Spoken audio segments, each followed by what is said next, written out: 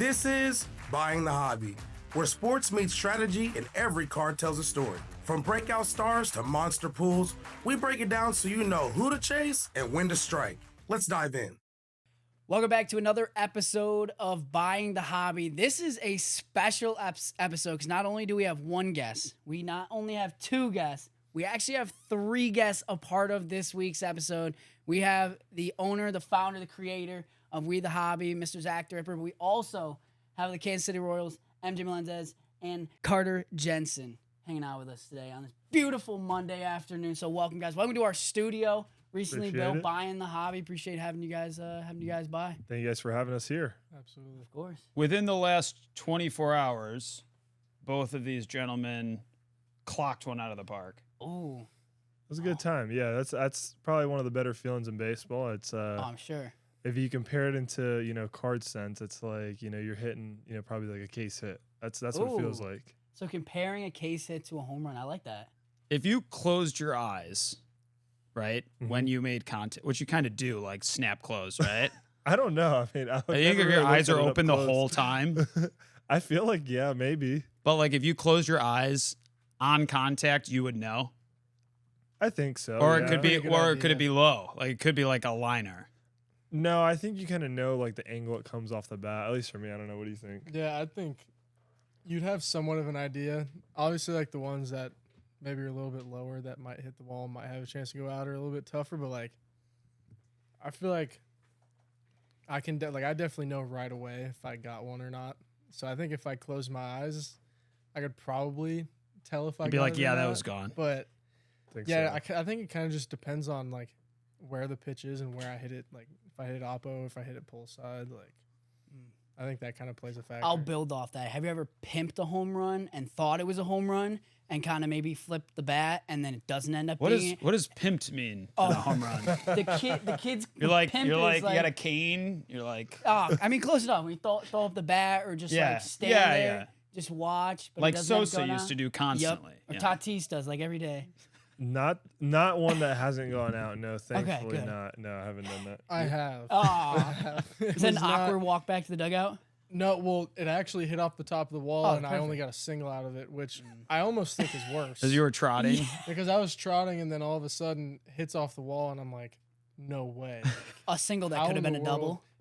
Yeah, it could have easily been a double. I got a talking to for that, but I've done the opposite. I've done like where I didn't think I got it, and I just kind of was like, tossed the bat off to the side, and then it ended up being a home run. I've had one of those before. Gotcha. Okay. So talk to me, obviously, coming here to WeTheHobby in Rochester, New York, familiar with the card industry and how it's booming and everything that comes with it. How did you guys maybe get into the hobby? Where did that start for you? Is it something that dates back to when you were younger? Is this something you got into when you started playing and you started signing cards? And so take me back to where that began. Yeah, so for me, obviously, like, growing, getting into cards as a kid, collecting baseball, just collecting your favorite players, not really knowing what was valuable, what wasn't. Just kind of like that's my favorite player. I have a card of him. And then as I was, growing up, once I got into pro ball, still kind of was just like same thing. And then probably about, I don't know, like 4 years ago, once I, stepped foot into the big leagues, I was just like, all right, I want to kind of get my own cards, like my rookie cards. And, I started collecting my one-of-ones, and that's what really, really got me into it. How many one-of-ones do you have? Of MJ myself? Melendez one-of-ones. Probably close to like 15-ish, around there, 15, 20-ish. It's pretty good. I Yeah. wish. You got to start working on that. I don't have a single one of my one. Oh, still gotta get that. Yeah, I'm still searching. I kind of I just got into it kind of really got into cards like in May. It's like Jack Haglio was my roommate in Double-A to start the year, and he's big into it. So I'd always walk out in the living room and he's got his cards set out, and I'm trying to figure out what in the world, which card's good. Obviously, I know the players and stuff like that. So, so he kind of gave me the spiel, and then MJ talked to him about it a ton as well. So now I'm kind of starting to get into the collecting, building my collection. So I'm pretty new to the game. Obviously I've been trying to collect myself since I started signing cards. So still on the hunt for one of my one-on-ones, at least just one of them. But my Bowman First 101 is one that I'm really searching for. I haven't seen anything about it though. So Okay. So a lot of people have different techniques to go about signing their cards because obviously, if it's sticker, you're getting tons of pieces of paper to sign all the little stickers. Are you somebody that knocks it all out in one day? Is this thing spread out between a week? How do you go about diving into getting a envelope full of stickers to sign from Topps? Mine's is it's spread out. So I remember my rookie year and my second year when I was doing a lot of the stickers. I would sit in my apartment in Kansas City after a game. You know, they'd send a box. You know, they'd have a bunch of cards to sign and then a bunch of the stickers. So I would sit there for both of them. You know, sit there, watch TV, put on Netflix, put on something like I love reality drama. So like Love Island Love is Island? right up my that's right up my alley. So I'd have like something like that on the TV, and I'm just knocking them out as I'm watching the TV. This is Netflix and chill Yeah. signing. Yeah, I guess you could say it. Netflix and signing for sure is that's the easiest way to go about it. Kind of like multitask. Do you risk get like really tired? I know a lot of people. Some people can say they can get it done, but like I know me when I'm writing an essay or something, my hands are getting tired. 100%, dude. You like start like cramping, your forearms start cramping. It's definitely you definitely feel it. You know, you start getting around that couple hundred signatures range. You start to feel it, wouldn't you say? yeah, 100%. Like, but I'm kind of the opposite. Like, I try to get them knocked out as fast as possible, just so I don't You're have it like scribbling. lingering over my head. So like, I basically like I'm just knocking them out, and then as soon as I start to feel for me, I almost get like I forget what my signature is. So like I'll sign so many in a row, signing, and then I go to sign when I stop after the C, and I'm like, well, I need to take a break. Doesn't for a feel second. right. Yeah, it Doesn't feel right anymore. Take like a 10, 15-minute break, and I go back. So I just try to knock them out, make them obviously look good. So, but yeah, I like when my first signing I ever did, I took way too long to get it in. My agent was like, "Yo, like, we got to get these back to them as soon as possible." So now I just try to knock them out as quick as I can with also making them look good. Mm-hmm. Have either of you ever changed your signatures? We sometimes see nowadays, I don't know what it is recently, but a lot of people changing their autos. Have you guys ever changed, or has it been since the beginning the same auto technique, the same signature? Have you ever lamelloed your auto? Yeah.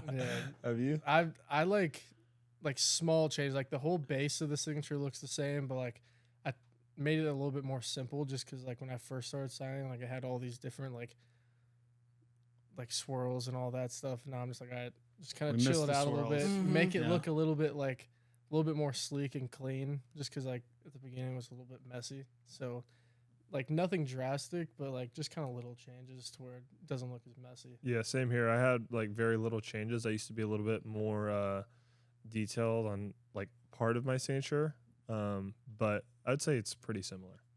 How many players within the Royals organization are in the hobby?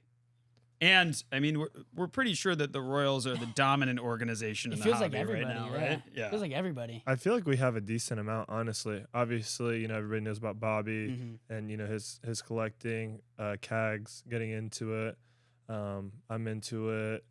Carter's starting to get into it. We have a bunch of minor league guys that are coming up through the ranks that are also into it. So I'd say we definitely have a good little. You got to little group. educate them. Yeah, that's what we're It's trying. a job. That's what we're trying to do. No. We're trying to grow the hobby even more. So We have like on the AA team especially, there's probably more people on the team that are into cards than not.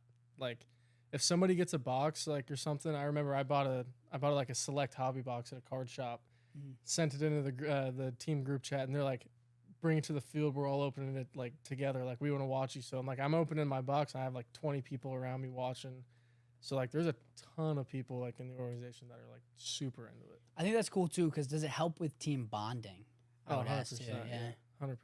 yeah, and in the big leagues, I would do the same thing, and just open a bunch of stuff, get a bunch of stuff sent to the field, and rip boxes there. And guys are doing that as well up there. We got a lot of the relief pitchers that are into it as well, and they'll buy cases of like it's like Series 1 tops and stuff like that, and just kind of fun rips and all that stuff. But I definitely like to do that, and like getting a little bit of the bigger boxes.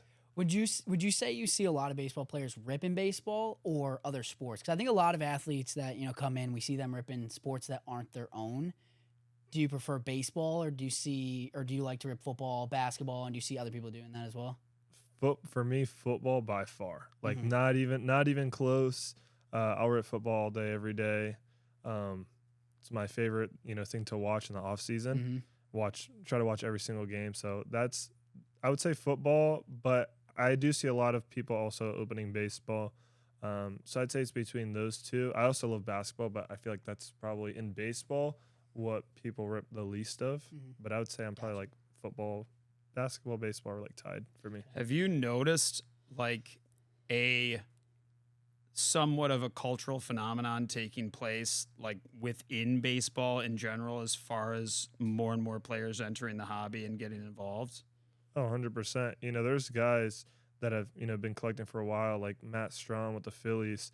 I know he came out last year and said something like, hey, every single player that hits a home run off me, I got to make sure I get one of their cards. And so that's like a really cool thing that I feel like, involves, his performance with his hobby and, him, Mike Trout. I've heard those are two of some of the bigger collectors, and they get cases on cases from what I've heard. The kid. Makes sense. Makes sense.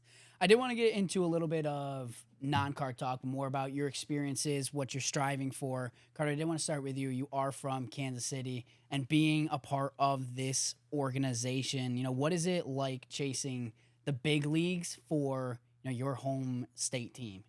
Yeah, it's the surreal feeling. Like me and MJ kind of talked about it on the drive over. Like, this is the team I wanted to get drafted to. Obviously, just because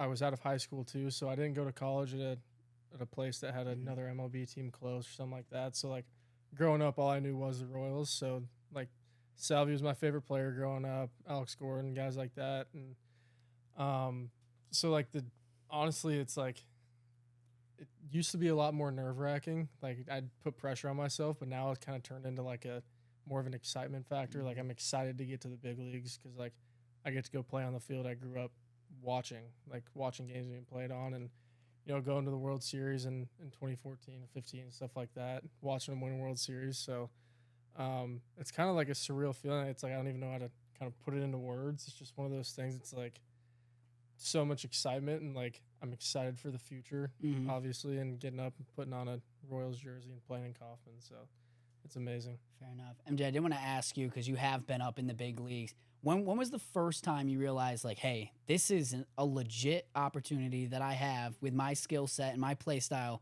to make it to the big leagues? Was it like high school, or maybe during travel ball, or maybe like a perfect game? Like, when was the moment where you realized this can be it? So for me, growing up, I always, felt like I was like, before I even knew what manifestation was, I feel like I was always manifesting like I'm going to be a big leaguer. I don't know how. I don't know what it's going to look like, but I will, be a big leaguer. And I would say probably about my sophomore year in high school is when I really started coming into my own and, just really realizing my talent level and what I could do. And, junior year of high school, I started gaining a bit more strength, started, taking the weight room a lot more seriously.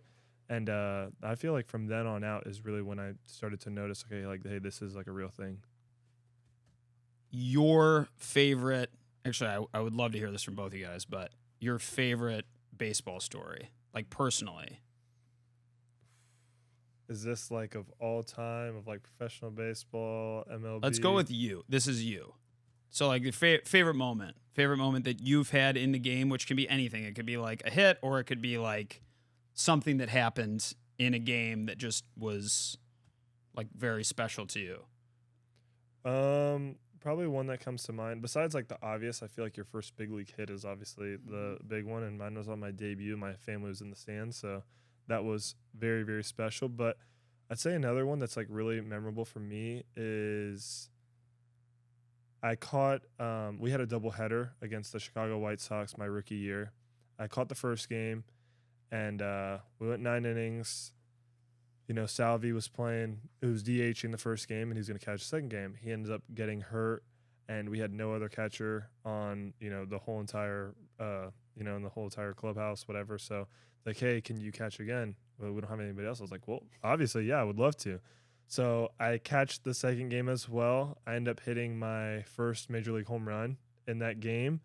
And then the next day we played again. I think we had a day game, and I caught that game as well. So I caught, was it 27 innings in a matter of 48 hours. So for me, that was like a really, really fun baseball moment because it felt like how I did when I was in travel ball, when I'm catching, 3 games in the matter of 2 days. Whereas, in the big leagues, you almost never get that opportunity to catch 3 games in 2 days because usually you have the other catcher catching the second game. So for me, that was like one of my most memorable moments. Awesome. Yeah. My intro to pro ball was pretty fun. My first game in professional baseball after getting signed and drafted and all that, rookie ball, I went 3 for 4 and hit a walk-off home run. So my first game, that was my first taste of professional baseball. So that was amazing. That was a lot of fun. Just kind of I think I'd hit 1 walk-off home run before, and it was in high school, and it was to run rule. So it wasn't even a true walk-off. So this one was bottom of the 9th, down by 1, and then I hit a 2-run home run to walk it off my first game of professional baseball. So that was probably my most memorable moment. I can still envision when I hit it and running around the bases and all that stuff. So I'd say that one, or honestly probably 4th of July, I hit a go-ahead home run. I hit one way back, and my dad was in the stands, and then we ended up winning on a walk-off hit.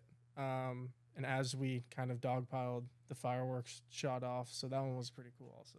That's cool. I did kind of want to build off this a little bit and go to you, MJ. So, because I thought you were going to say a different answer, actually. I thought maybe you'd say your home run against the Yankees in Game 1 of the playoffs last year. So I do want to build off that a little bit and ask you what it was like in playoff experience last year for the first time in your career. Is that a different feeling? I know everybody says you approach it like any other game, but does it feel like any other game when you're playing in the playoffs, especially against the Yankees in Yankee Stadium or the Orioles, who you started off the postseason against? What was that like? Everything is under a microscope in those games. So, everybody's watching every little thing. I love that. I love that kind of stuff. I love, the pressure of, being in a game, in a series that, is going to determine the rest of the season. So, that was a moment that, when I'm rounding the bases there in Yankee Stadium and it's just completely silent, that I love. I feel like as a baseball player, yeah, you like to be the hero, but I think it's also fun in sports to be the villain. Mm-hmm. So being that villain against, one of the best teams, obviously a team that made it to the World Series last year, was super, super fun, super surreal. And I definitely remember the silence of Yankee Stadium rounding the bases. Okay. Well, this is perfect because I'll build off this a little bit, and this will go for both of you guys. What's your favorite opposing stadium to play in? It could be MLB, minor league. What would be your favorite stadium to play in? Or maybe the nicest, maybe the best clubhouse. What would be the nicest or favorite stadium? Boston? Boston, easily, hands down. That's one of my favorite places. Why is that? I feel like I love everything about it. Around the stadium, there's a lot of, people just walking around. It's a nice little area, a lot of foot traffic. The stadium gets packed. It doesn't matter if they're having a winning season or a losing season. Mm-hmm. I've played against them a few times when they're having a losing season, and it gets packed. I feel like every seat is sold out. Mm-hmm. It's obviously one of the oldest stadiums in baseball. It has a lot of history behind it, and for some reason, I just play really, really well there. And who doesn't love playing a stadium that you play well at? Fair enough. Before we're going to Carter, I want to build up that real quickly. Is there, because I've never seen many interviews about this, is there a different approach you take when you go to a stadium like Fenway that has the green monster that's, I don't know, probably 50 feet tall? Yeah. Do you take a different approach when you're up to that? It's definitely, I feel like it favors a left-handed hitter more, which I am. So I enjoy it because as a baseball player, when you hit a ball your best, obviously usually it's, pull side. When you hit a ball, it's I got beat a little bit, but I still hit it decent. It's usually oppo. And so for me, that's oppo. So instead of that being a fly out, it's either a single or a double, maybe even a home run if I hit it high enough. So that's another reason why I love that park, because you can, and it helps your approach too as a left-handed hitter. Hey, I'm going to, stay through the baseball. I'm not just going to pull off of stuff. Whereas it's easier if that's if that's pull side for me, hey, I'm just going to try to yank a home run. Then I'm swinging at a bunch of, off-speed pitches down and away. I'll go to the other side of that. How difficult is it to be an outfielder in that stadium in left field or even right field because you have that pesky pole? Like, how hard is that? Because it's either going to come down the line as a home run, or if it goes left field, it's hitting off the wall where it'd be just a typical pop fly. Yeah, I've played both there. Left field is just the tough thing about the wall is like it has like the ladder on it, so it's like I've had a play where it's like hit off the ladder and it's like, okay, like which way is it gonna go? Which is just kind of like a freak of nature thing where it's like it usually doesn't happen. Usually it hits off the wall and comes straight down. I like being able to like show off my range. So in left field, you can't really do that. Yep. And in right field, their right center is pretty deep, but their right field, the pesky pole, is super shallow. Yep. So it's just like being able to kind of play that and just knowing the park. I'm sure, the home outfielders there, they definitely have it figured out a lot better than the away team for sure. Fair enough. And then Carter, what would be your favorite stadium that you've played in, or maybe it doesn't have to be professionally, maybe in high school you played in a pro stadium. What has been your favorite to play in or be at? I mean, I did a pre-draft workout in San Diego. Petco? At Petco, yeah. Petco is a really nice place. Fun place to hit at as well. We had like the wind was blowing out one day, and so like I guess being there, like that was kind of one of my first times stepping on like a big league field, being able to hit and play on there. So I'd say there, but a place that I've played an actual game, I'd say honestly probably Charleston, South Carolina. Not as much because of like the stadium and all that, because like with it being low A, it's nothing crazy. But like the area of Charleston is super nice, really good area, and I'm a big Outer Banks fan, so they filmed a little bit out there. Great show. So I kind of got to explore around, and they also pull a lot of good fans as well. And honestly, going back to kind of like what he was talking about in the opposing fans being the villain and stuff in Charleston, I hit my first 3, I guess, affiliate home runs there the first week. I went there, and like the trash talk from the fans, like they were hounding me, and I honestly kind of liked that. Like especially when you're playing bad, obviously you don't want to hear it, but when you're playing good and they're trying to get on your bad side, like that's a lot of fun to me. So they have good fans, and it's a fun little area. I was I had the great fortune of being able to go to the Derby this year, and like in the middle of the Derby, they had a high school Derby runoff thing for like 5 minutes, and those guys are bringing their metal bats and just like they're just wiping them out, right? Yeah. What was that like? What is that transition like? Oh, you'd probably be able to answer. Yeah, it's been a while for me. Yeah, so I guess I honestly started the transition kind of early, just like in travel ball, like you don't play in many metal bat tournaments like once you get a little bit older. So like the transition started a little bit earlier, and then half of my high school season I used the wood bat as well. Not because of like I'm about to get drafted, like I need to use a wood bat. It was more of because like I literally hit better with a wood bat. Like I couldn't find a metal bat that I liked. But honestly, like metal bats have a lot more like grace if you don't hit a ball as well. Wood bats, like if you hit one off the end or like off the hands, like you're like it's not going anywhere. So honestly, probably taking that into training and trying to learn barrel control and like how to hit the sweet spot like as many times as possible, instead of with the metal bat you can hit one off the hands and you can split the gap still. So like I feel like it's a little bit of a transition, but at the same time, like if you kind of put in the work and like you use a wood bat in high school, I feel like the transition gets a lot easier. That's fair. I do want to ask too, has there I'll start with MJ. Have you had what would be your welcome to the league moment? Like if you had to pick one where like maybe something didn't go well and you're like, dang, maybe 5 years ago when I was playing in high school or in minor leagues, like things would have just went my way, or maybe meeting somebody for the first time. What would be your welcome to the league moment?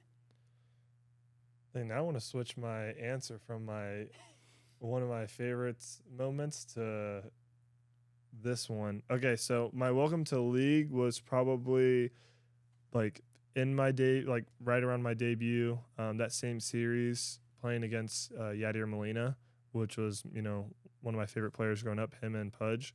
They were my favorite players growing up. So to be able to play against him in my first series as an MLB player was really, really cool. And in that series I did well, but I remember also hitting a ball like really hard opposite field. And that was when everybody was like, oh, the balls they're not juiced anymore like they used to be at the beginning of 22. I hit a ball to left field, and I thought it was like way gone, and it just died. And it got caught at the track. And it would have been my first big league hit. I ended up getting it my next at bat, but that one was probably one of my welcome to league moments. Okay. Has there been anything in the minor league so far for you that has been like either like man I'm here or man I'm here, like where it's not going so well?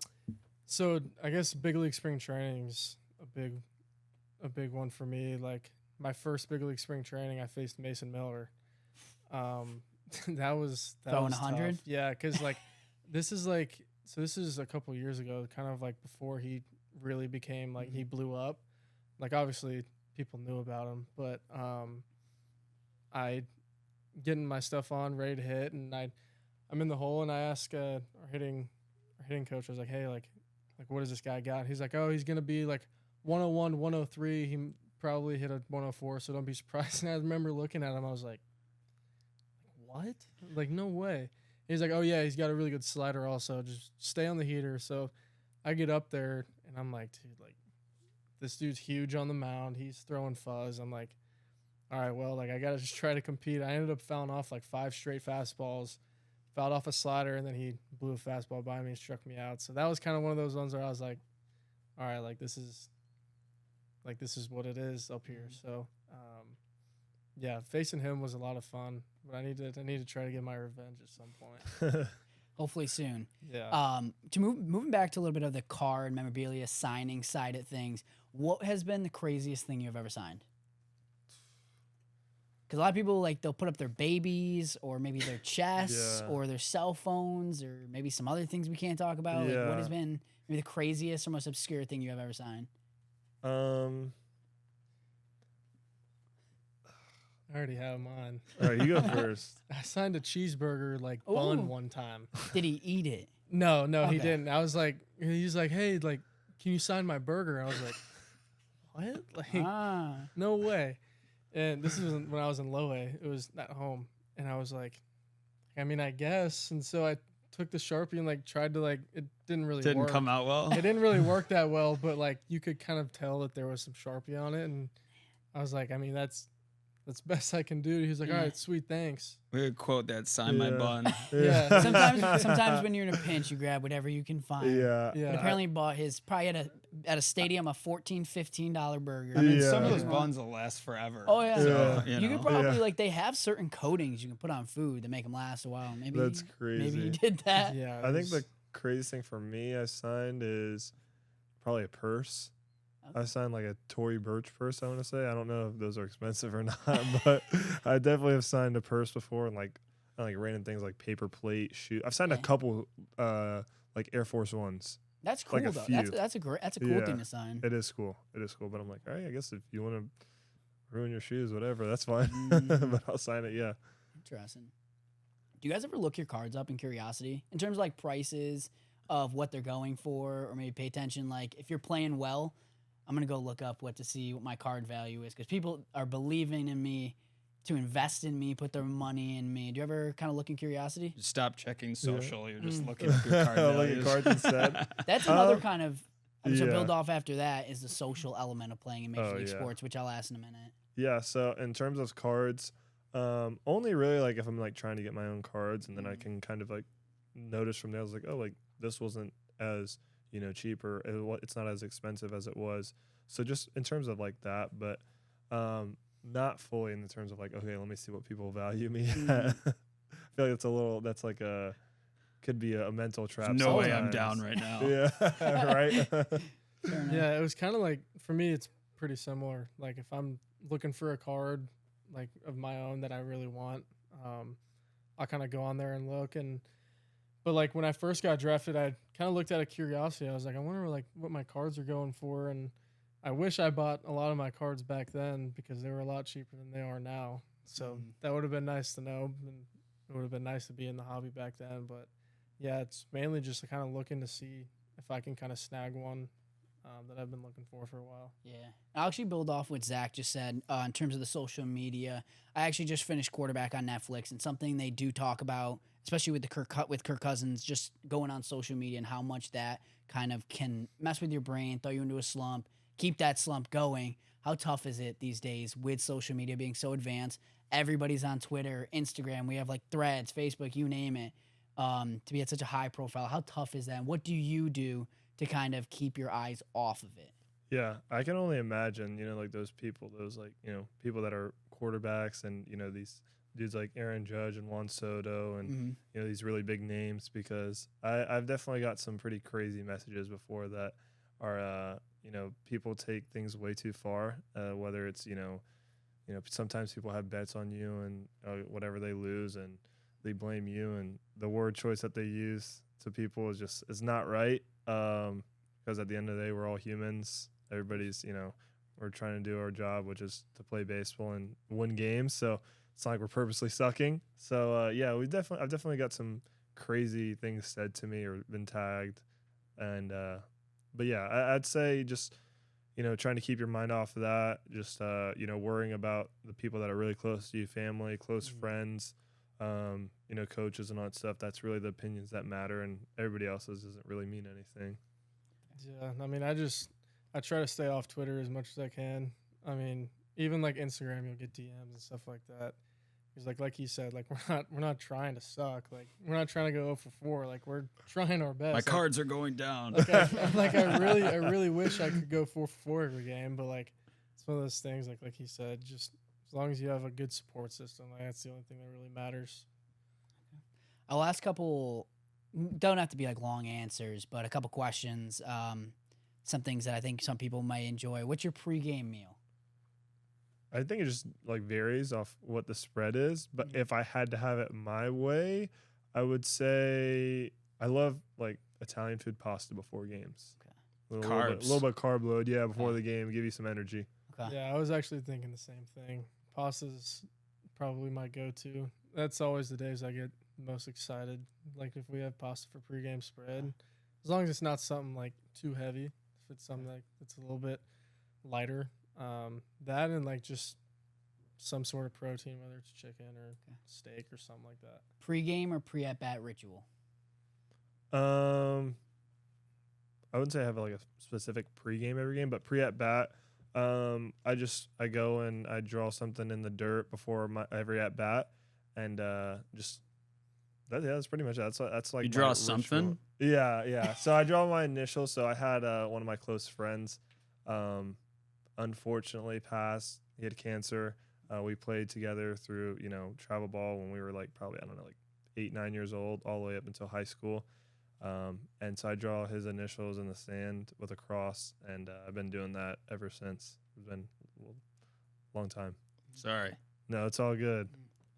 Yeah, mine is same thing. I draw a cross in the dirt, and then it used to only be a cross. And I remember it's like one of my first years. My mom was like I was going through like a rough stretch. I was like, for my last however many, and she's like, when you draw a cross in the dirt, you should put a smiley face with it, like to remind yourself to have fun. So I always do a cross with a smiley face, and that's stuck for the past like 3 years. Closed roof or open roof stadiums? Closed because the ball flies more. Interesting. Yeah. Okay. Open looks nicer, and it's nice to look up, whatever. But when it's closed, the ball travels better, so more home runs. Interesting. Yeah. I've never played in a closed roof stadium, so I mean, I guess I would have to say open. I have you have something on that? I was just gonna ask artificial grass or pure grass.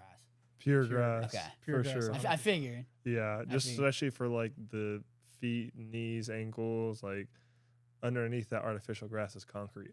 So that ain't good on the body. Mm-hmm.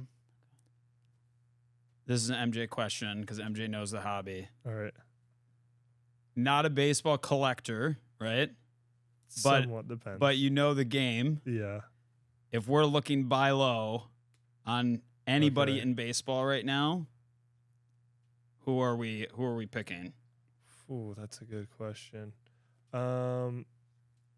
So I don't know how he's doing right now, but when I had played against him in the minor leagues, I think Christian Moore was nasty. So he could definitely be one. Man, I had one too that I forgot when it was. Maybe it was during spring training. Somebody that and now I can't think of who it was, but definitely, obviously, like, the young prospects or guys like, even like I would say I know Cags too. Like, I know his market's not the best because start, but he definitely will figure it out. I have total faith in him. He's a baller. He's like 6. I don't know how tall he is. He's insanely tall. Strongest person. Yeah, I was about right? to say he's got stupid power, so he would definitely be one as well for sure. I'll build up that question a little bit. Any player in the hobby, it doesn't matter if it's baseball, basketball, football, hockey, tennis, you name it, you were to completely set your sights on investing in, who is it? I think, okay, so I'm obviously going to go football because that's what I know the most about when it comes to cards. I think that when it comes to investing too, you want to buy low. So as much as I love Jaden Daniels, I think he's going to be the next biggest thing. His stuff is a little bit too high right now, so I wouldn't go there.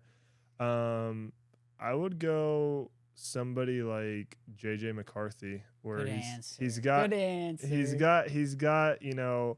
amazing setup. One of the best quarterback friendly situations, especially with the head coach situation. He's got, some people would say, the best receiver in football in Jettas. I think so. So I think it's just like, and then, hey, we got open roof, closed roof. We got closed roof, better for quarterbacks, no wins. Yep. So I would say JJ. I'm actually a Vikings fan, so I love Are the you? answer. I've actually been buying a lot of JJ McCarthy. He's surpassed almost everybody in that rookie class other than Jaden Daniels. Caleb's right above him. He's surpassed Bo Nix, Drake May, and Penix. He hasn't even played a single game in the NFL. Insane. And I love Crazy. it. Well, I don't love it now because I'm trying to buy it before the season starts. But what about you, Carter? Yeah, I mean, honestly, I was going to say probably the same thing, JJ, but I also really like the situation like Drake May's in because, like, I mean, obviously that Pats team's getting better, and obviously they hadn't. It pains me to say this because, like, I'm a Chiefs fan, so like all the stress that the Pats gave us. I like Drake May. I think he's a good player. Obviously, I'm not as well versed in the card industry as you guys are, and I'm trying to get there. But I like Drake May. I think that he's gonna boom. I think he's a good player. So that's kind of a guy that I'm gonna try to get a lot more of. As a Chiefs fan, will Patrick Mahomes go down as the greatest quarterback of all time? I think so. I think there's no question about it. I think so. I'm also These biased. guys are already there. I'm also biased, but like obviously Tom Brady was like another level, and I think that Mahomes still has a while to go to get to that GOAT status. But I think he's in a perfect situation. He's with a good team, dynasty already in the Chiefs. So I think that he has all the I guess workings that could get him there, and I think that he will. So I'll actually segue off of that with MJ. Patrick Mahomes, a part owner of the Kansas City Royals baseball team. How, I don't want to say like influential is that on you, but like how much does that impact? Is he there in the locker room ever so often? Does he talk to you guys? Does he kind of give you any insight on anything? Obviously, he's on the football side of things, but what does he bring to the players in that organization? Yeah, Pat's the man. I've met him a few times. Talked to him, had some conversations with him, and super down to earth. I think that's why everybody loves him because he is definitely like very humble, despite all the records and stuff that he's broken, the championships, what he's done for Kansas City, what he's done for football in general, and I'm a huge fan. Huge Pat fan. I try collecting some of his stuff. A lot more of the case hits than like the rookie stuff. I have a couple rookie stuff, but that's definitely up next in my collecting is trying to get more rookie Mahomes, but it's very pricey, as we know. Awesome. You got anything else? I have a serious question. So, which is totally off base from everything we've been discussing. But obviously baseball historically has especially in the last 30 years, a lot of blemishes. Is there any going concern, like among your peers or for you, about what might be going on in the game? I'd say like the biggest thing right now was, the automated strike zone that, people are talking about. I do not ever want to see, a fully automated strike zone, even though as a hitter for me, it may be more beneficial. I like what's going on in the minor leagues right now, where it's in AAA, you have 2 challenges per team, and major league teams were doing that in spring training. I think they did in the All-Star game too. And you get 2 challenges. If you miss them both, you're done for the rest of the game. If you're successful, you get to retain your challenge. I think that's perfect because it keeps the umpires, hey, you have to make sure you're not getting out of line. It keeps them in check, keeps them in line. And at the same time, you're not messing up the flow of the game with having to wait for an automated strike zone, and takes away the human element of the game too if everything is fully automatic.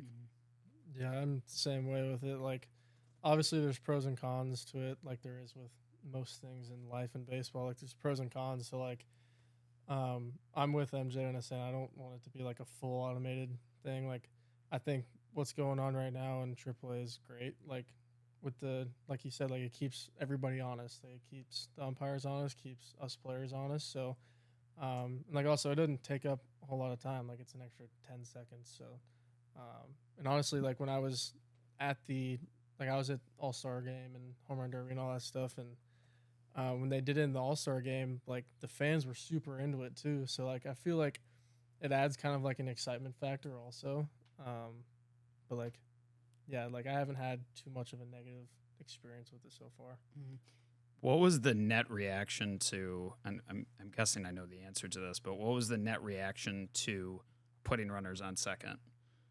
In the extra innings? I feel like a lot of people liked it because it was, made the games go by quicker and not as many innings, because it's hard to score a run in Major League Baseball. And then, you do that, and then it could be, the other team could do it. It's like, it just makes the game go a little bit quicker. You save your pitching, you save the bullpen a little bit. So I think for as many games as the baseball season is, it probably helps. Is there an element to that, though, where you're in a really tight game? I would hope in the playoffs that there's no, because it's playoffs. Like, I don't think you should have a runner on second base in the playoffs in extra innings. It should just be, hey, bases. And that's the other thing with the pitch clock too, which I like the pitch clock, especially now playing outfield. My rookie year, when we didn't have it, I was a catcher mainly, so I didn't really notice. But maybe in the playoffs, either make the pitch clock longer or take it away. Just in the playoffs. Regular season, I don't mind it.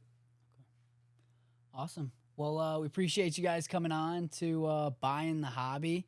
It's a pleasure talking to you guys, getting the insight on, what you're investing in the card market, what it's like signing the cards, and just honestly just talking ball. Because, as we love baseball, just to hear from you guys directly is awesome. We don't always get the opportunity, so it's very awesome. I appreciate you guys. Thank you also for Zach coming on. I know Connor's not here, but appreciate all 3 of you on this week on Buying the Hobby. Make sure to follow us on all podcast streaming platforms, Google Podcasts, Apple Podcasts, wherever you stream your podcast. Follow us on Instagram at Buying the Hobby, YouTube at Buying the Hobby, as well as TikTok. And you can join us also on our next episode. It'll be special because we'll be heading to Nationals next week. So we'll have a lot of special guests coming up next week here on Buying the Hobby at Nationals. So thank you guys again. And we'll see you all next week. We move.